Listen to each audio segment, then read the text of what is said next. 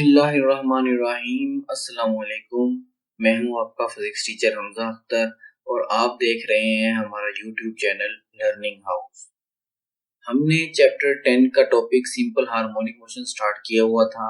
हम उसकी examples discuss कर रहे थे सिंपल हार्मोनिक मोशन की। पहली एग्जांपल हमने डिस्कस कर ली थी जिसमें हमने देखा था कि हॉरिजॉन्टल मास स्प्रिंग सिस्टम किस तरह जो है वो सिंपल हार्मोनिक मोशन परफॉर्म करता है।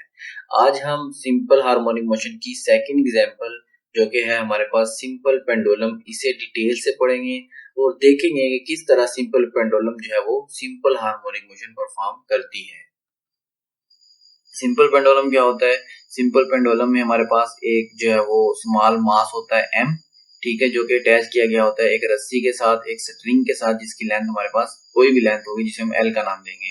वो कहता है simple pendulum consist of a small bob of mass m, कहता है एक छोटा सा बोब लगा होता है जिसका मास हम एम कंसीडर कर लेते हैं, suspended from a frictionless sport. ये जो स्पोर्ट है यहाँ पर किसी भी किस्म का फ्रिक्शन मौजूद नहीं है, क्योंकि ये एक सिंपल हार्मोनिक मोशन की एग्जांपल है और सिंपल हार्मोनिक मोशन की एग्जांपल में हमने देखा था कि जो सरफेस हम कंसीडर करेंगे वो उसका फ्रिक्शनलेस होना जरूरी है। तो ये जो पॉइंट होगा, ये जो जहां पर ये रस्सी अटैच है, यहाँ पर किसी भी किस्म की फ्रिक्शन मौजूद नहीं होगी। By a light and inextensible string of length l, ये जो हमारे पास स्ट्रिंग होगी ये लाइट, मतलब इसका बटन जो वजन होगा वो कम होगा, और दूसरी ये इनएक्सटेंसिबल होगी, मीन इसकी जो लेंथ होगी वो कांस्टेंट रहेगी, लेंथ कम या ज्यादा नहीं होगी। Components of the weight at equilibrium position. At equilibrium position, the weight mg and tension cancel the effect of each other. वो कहता है जब जो मास है वो इक्विलिब्रियम पोजीशन पर होगा तब जो टेंशन होगी और जो वेट होगा इस बॉब का, वो एक दूसरे के इफेक्ट को कैंसिल कर देंगे। उसकी वजह क्या? क्योंकि हम जानते हैं जो वेट होता है वो हमेशा डाउनवर्ड एक्ट करता है और जो टेंशन होगी स्ट्रिंग की उसकी डायरेक्शन अपवर्ड होगी। तो ये जो वेट है बॉब का, ये और जो टेंशन होगी स्ट्रिंग की, एक दूसरे के इफेक्ट को कैंसिल कर देंगे, जिसकी वजह से ये जो सिस्टम है ये इक्विलिब्रियम में रहता है। लेकिन जैसे ही हम इस सिस्टम को एक्सट्रीम पोजीशन पर लेके जाते हैं तब इसके कंपोनेंट्स चेंज हो जाएंगे। तब हम देखेंगे कि यहाँ पर जो टेंशन होगी इसकी डायरेक्शन तो होगी ये अपनी मीन पोजीशन की तरफ, ठीक है, टेंशन की डायरेक्शन अपवर्ड होगी, लेकिन जो वेट है mg उसकी डायरेक्शन डाउनवर्ड है।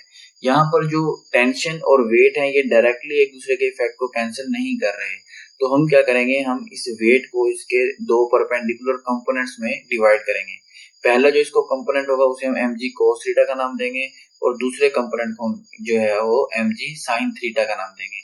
यहाँ पर आप देख सकते हैं कि जो mg cos थीटा कंपोनेंट है वेट का, ये वाला कंपोनेंट टेंशन के बिल्कुल अपोजिट है, मींस टेंशन और mg cos थीटा एक दूसरे के इफेक्ट को कैंसिल कर देंगे, ठीक है। अब हम इस चीज को देखते हैं कि वो कहता है at extreme position the weight mg can be resolve into two components.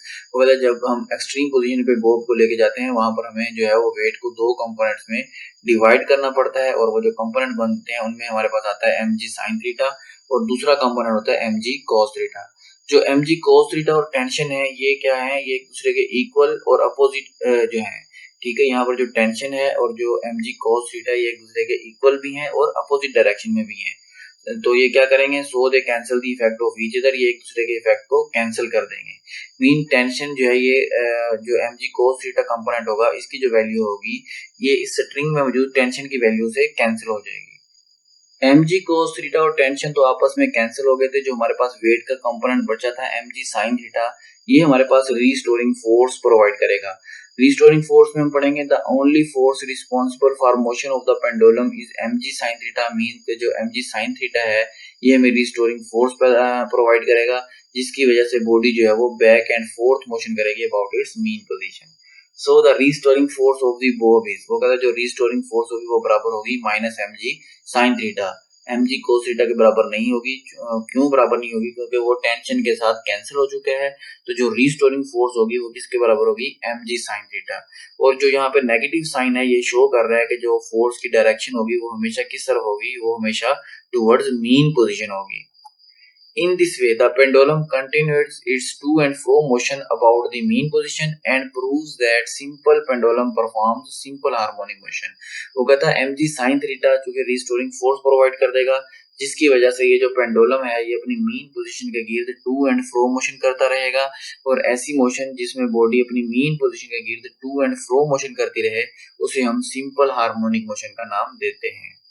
Next है अब हमारे पास टाइम पीरियड। हम अगर हमें सिंपल पेंडुलम का टाइम पीरियड फाइंड करना है तो हमारे पास जो फार्मूला हम यूज करेंगे वो बराबर होगा t is equal to 2 pi l over g under root. Similarly अगर हमें फ्रीक्वेंसी फाइंड करनी है तो फ्रीक्वेंसी और टाइम पीरियड चूंकि एक दूसरे के रेसिप्रोकल होते हैं तो हम ये वाला फार्मूला लगा सकते हैं f is equal to 1 over T, या फिर हम क्या करें इस टाइम पीरियड के फार्मूले का रेसिप्रोकल ले लें तो वो हमारे पास फ्रीक्वेंसी का फार्मूला बन जाएगा 1 over 2 pi g over l under root. ठीक है, तो इन दोनों फार्मूला से जो हमारे पास कंक्लूजन निकला वो ये निकला कि जो टाइम पीरियड होगा और जो फ्रीक्वेंसी होगी सिंपल पेंडुलम की वो डिपेंड करती है लेंथ ऑफ द पेंडुलम के जो हमने स्ट्रिंग अटैच की है, लेंथ जो हमने स्ट्रिंग यूज की है उसकी लेंथ कितनी है, and acceleration due to gravity, वो जो है वो ग्रेविटेशनल एक्सेलरेशन जो है वो उसकी वैल्यू कितनी है, and is independent of the mass of the pendulum. जो टाइम पीरियड और फ्रीक्वेंसी है ये जो हमने मास अटैच किया है सिंपल पेंडुलम में ये उस पर डिपेंड नहीं करते। अगर आपने अभी तक हमारा चैनल सब्सक्राइब नहीं किया तो काइंडली इसे सब्सक्राइब करें, इसे लाइक करें ताकि आने वाली हर वीडियो आप तक पहुंचती रहे। Thanks for watching.